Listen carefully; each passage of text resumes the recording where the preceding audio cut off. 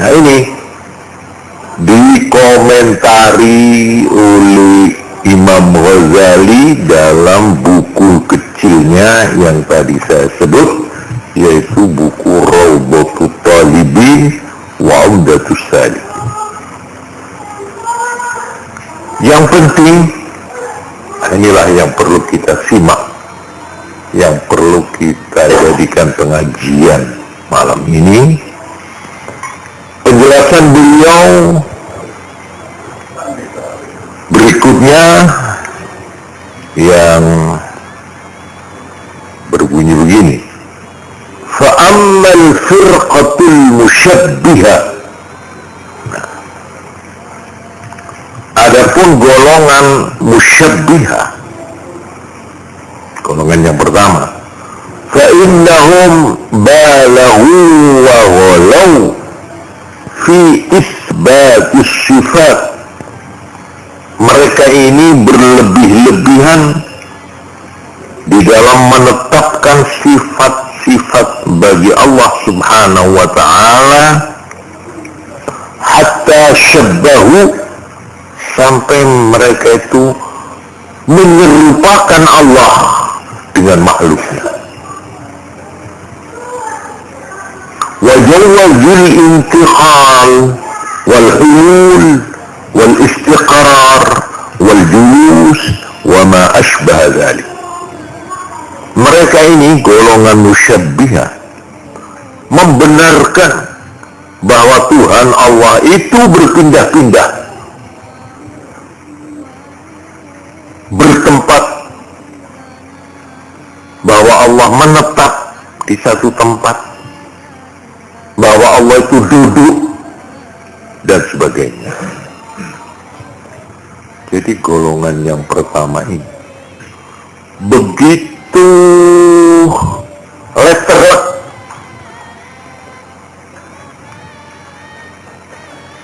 seperti dalam firman Allah, Ar-Rahmanu 'alal 'arsy istawa, bahwa Allah Maha Pemurah itu bersemayam di atas aras. Bersemayam artinya duduk. Ya seperti manusia ini duduk, seperti patung Buddha itu yang silo begini. Ya itu Tuhan Allah juga begitu. Jadi di sini tergelincirnya golongan Islam yang disebut musyabbihah, yang menyerupakan Allah dengan makhluknya. Bahwa Allah nipis, bahwa Allah itu katanya turun ke langit pertama, bahwa Allah itu bicara dengan Nabi Muhammad waktu Mi'raj, berhadap-hadapan muka. Itu semuanya dibayangkan, dikhayalkan Allah itu seperti kita ini.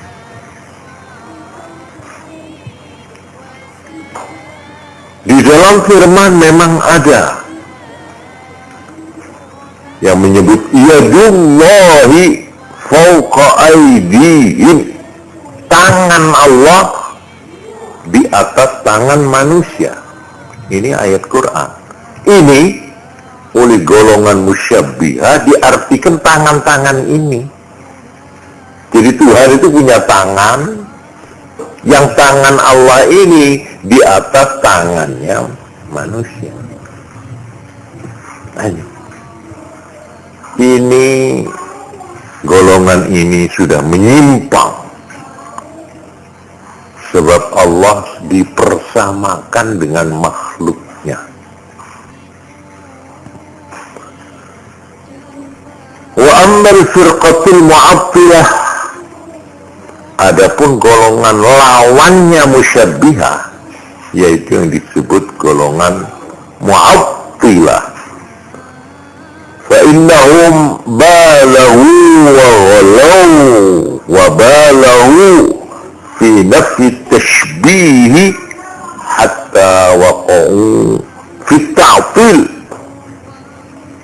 Golongan Mu'attilah ini mereka berlebih-lebihan, maksudnya di dalam mensucikan Allah dari keserupaan. Jadi kalau tadi menyerupakan, yang ini sebagai reaksi lawannya mengatakan tidak, Allah tidak sama dengan makhluk.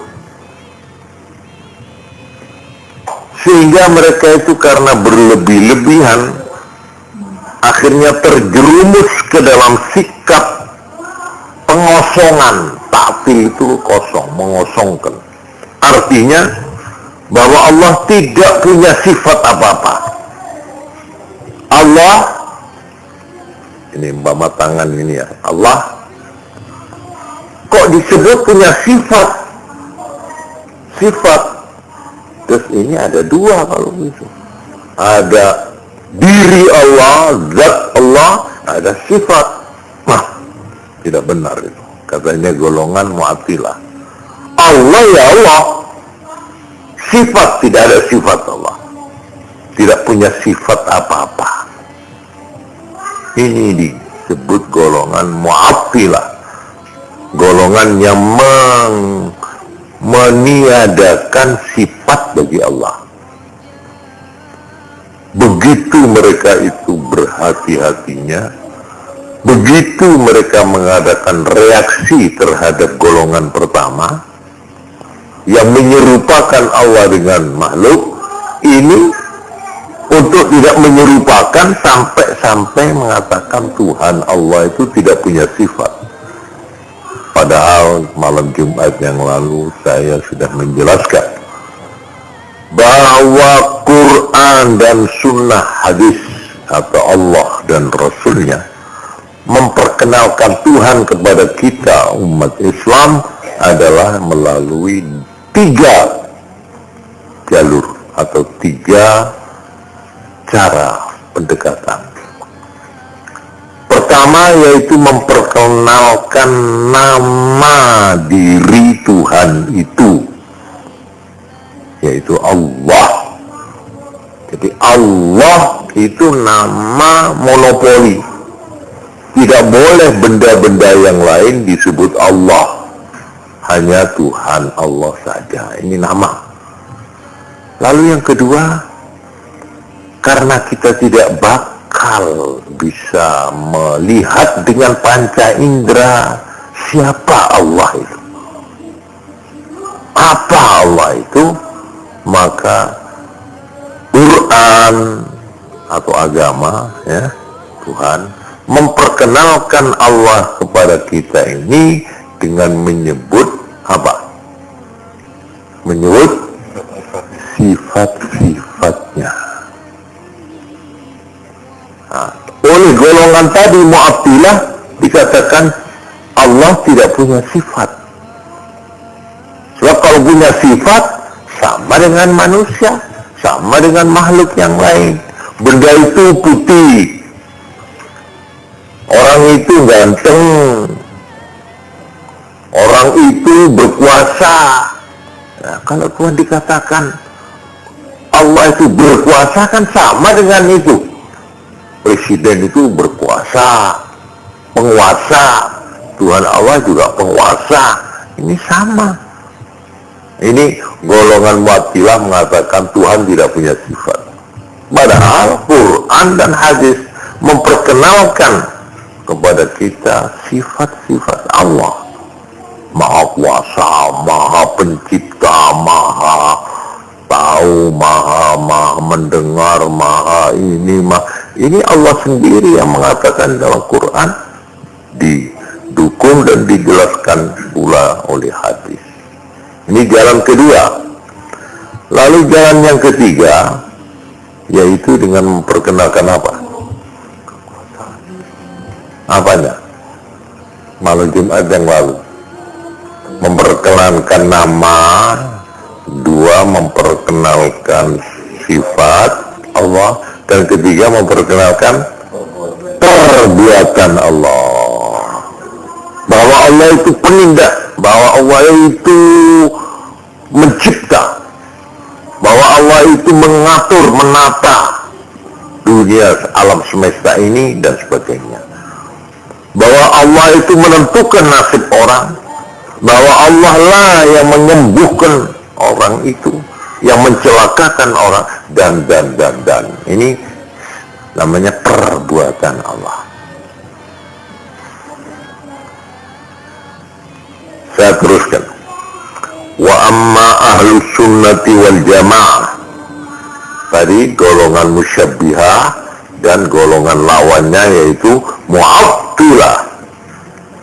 Sekarang ahlus sunnah wal jamaah, yaitu pengikut garis dari tuntunan Nabi dan yang mengikuti golongan Nabi, fa innahum salakut tariqal wasat.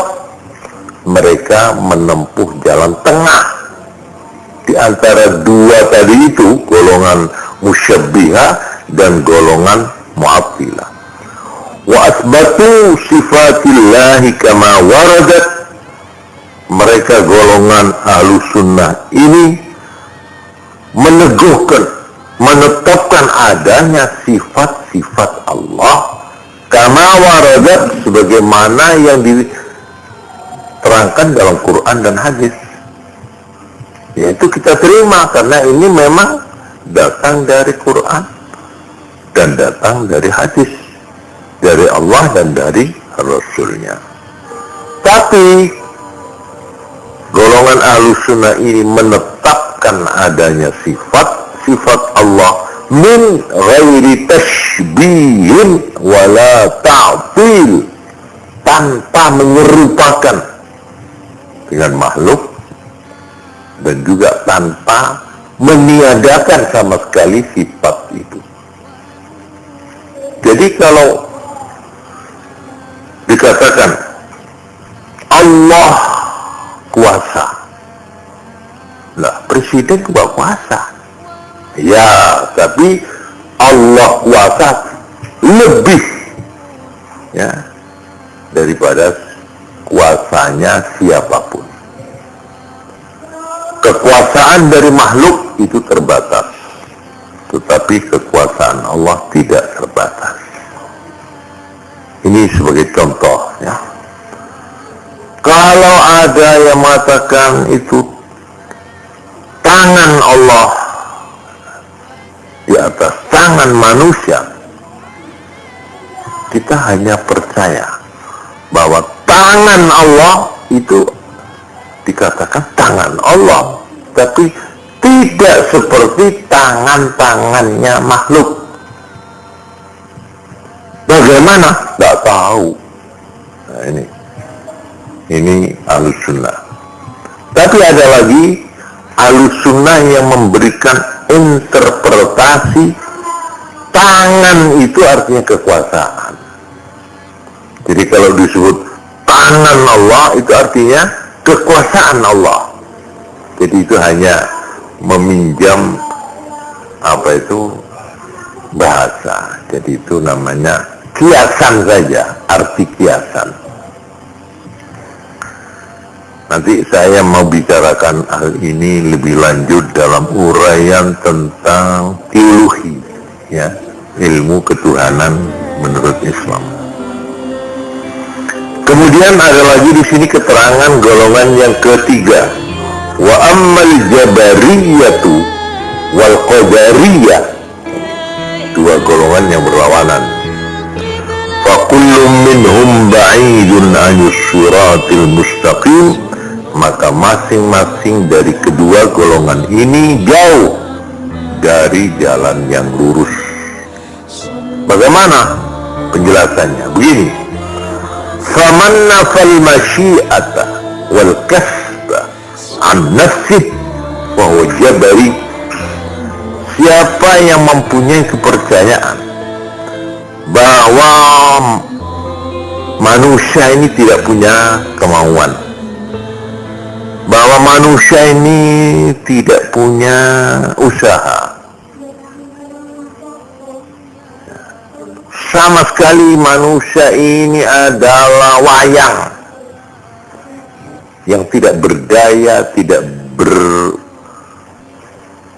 berkekuatan, dan tidak mempunyai inisiatif, tidak punya apa-apa. Fahuwa jabari. Maka golongan ini disebut golongan Jabariyah. Orang yang menganggap bahwa hamba Allah yang namanya manusia ini tidak punya kemauan, tidak punya usaha, semua di tangan Allah. Nasib kita ini kita tidak ikut menentukan. Kita bodoh, Allah yang membuat. Kita jadi pelacur, Allah yang menjadikan. Kita jadi maling, Allah.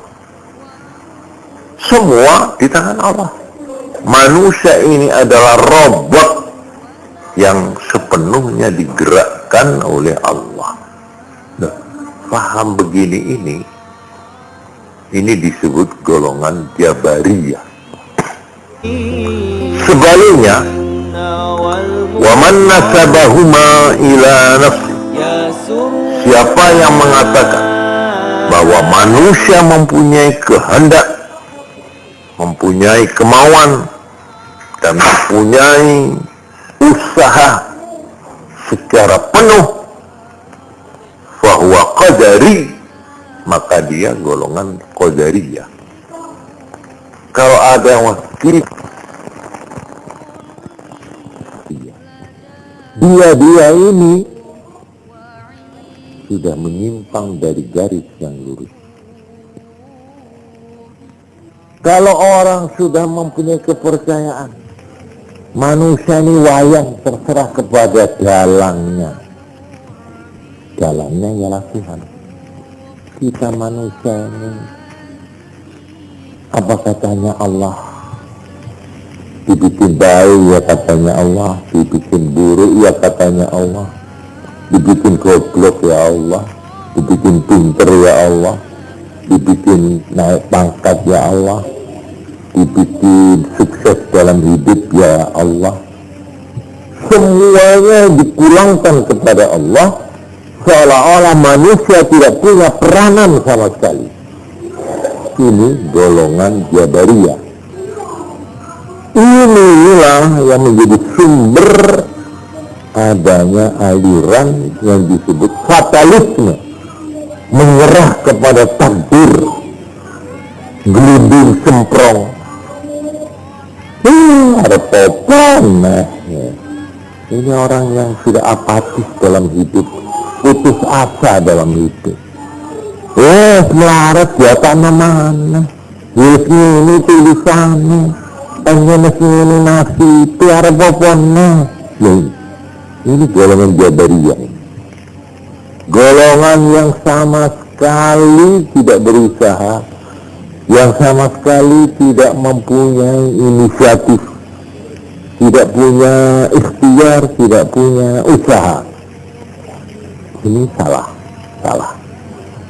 Sebaliknya, golongan Qadariyah itu terlalu memusatkan segala-galanya itu kepada manusianya sendiri. Nah ini yang kadang-kadang kita kalau tidak hati-hati kita juga termasuk di sini. Kitalah yang akan menentukan nasib diri kita. Bangsa ini akan maju atau mundur tergantung pada bangsa itu sendiri. Nah, ini kan cukup menarik, ya kan? Lalu bagaimana sikap tengah-tengah di antara dia? Wa man nasabal masyi'ata ila Allah Ta'ala, siapa yang menyandarkan kehendak dan ketentuan kepada Allah, wal kasba ila al-'abdi, dan menyandarkan usaha dan ikhtiar kepada hamba, fahuwa sunni, itu golongan sunni. Kalau dia bisa meretas jalan tengah, bahwa yang memang ketentuan dari Allah, Tetapi manusia harus berusaha. Jadi usaha, kemauan, cita-cita, ikhtiar harus. Tapi ketentuan apakah berhasil atau tidak di tangan Allah. Ini yang benar. Ini yang benar. Ini ajaran Islam.